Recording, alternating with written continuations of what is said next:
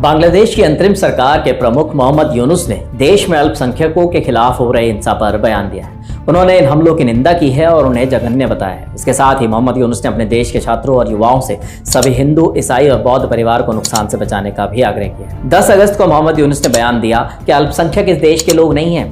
आप देश को बचाने में सक्षम हैं। क्या आप कुछ परिवारों को नहीं बचा सकते? आपको कहना होगा कि कोई उनका कुछ नहीं बिगाड़ सकता। वो मेरे भाई हैं, हम साथ लड़े और अब साथ रहेंगे। ये बांग्लादेश अब आपके हाथ में है। आप इसे जहां चाहें वहां ले जाने की शक्ति रखते हैं।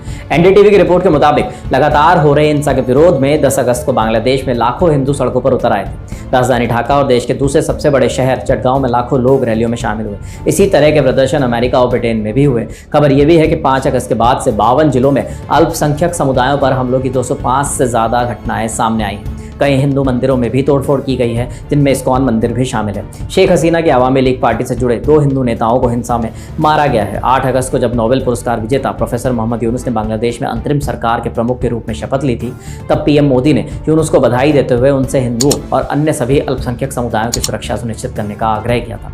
शेख हसीना को शरण देने को लेकर बांग्लादेश की बीएनपी पार्टी के नेताओं ने भारत सरकार को घेरा था। प्रधानमंत्री शेख हसीना को शरण देने पर उसकी सबसे बड़े विरोधी नेता खालिदा जिया की पार्टी ने भारत के लिए बयान जारी किया था। बांग्लादेश नेशनलिस्ट पार्टी यानी बीएनपी के नेता खंडेकर मुशर्रफ हुसैन ने कहा कि हसीना को शरण देने पर भारत के लिए बांग्लादेश से प्रतिकूल प्रतिक्रिया आना स्वाभाविक है। उन्होंने उम्मीद जताई कि भारत सरकार आगे चलकर अवामी लीग का समर्थन नहीं करेगी। खंडेकर मुशर्रफ हुसैन ने यह भी कहा कि शेख हसीना को भारत में शरण मिलने का असर स्वाभाविक है। उदाहरण के लिए, अगर मैं आपको पसंद नहीं करता और कोई तीसरा व्यक्ति आपका समर्थन कर रहा है तो स्वाभाविक रूप से मेरे मन में उस व्यक्ति के लिए भी नापसंद होगी। प्रतिकूल प्रतिक्रिया होना स्वाभाविक है। बीएनपी के महासचिव मिर्जा फखरुल इस्लाम आलमगीर ने इंडिया टुडे से कहा, भारत को केवल बांग्लादेश की एक पार्टी के साथ संबंध नहीं रखना चाहिए। शेख हसीना को शरण देने से पहले भारत को सोचना चाहिए, इससे लोगों के आपसी रिश्ते प्रभावित होंगे। बीएनपी के ही वरिष्ठ नेता आमिर खासरू महमूद चौधरी ने कहा कि शेख हसीना बांग्लादेश में मोस्ट वांटेड है और उन पर भ्रष्टाचार और मानवाधिकारों के हनन समेत कई आरोप हैं। उन्होंने ये भी कहा कि हसीना को उनके कार्यकाल के दौरान किए गए कथित आरोपों के लिए अदालत का सामना करना होगा। बोले, बांग्लादेश में लोग हसीना के भारत में रहने को अच्छी नज़र से नहीं देखेंगे।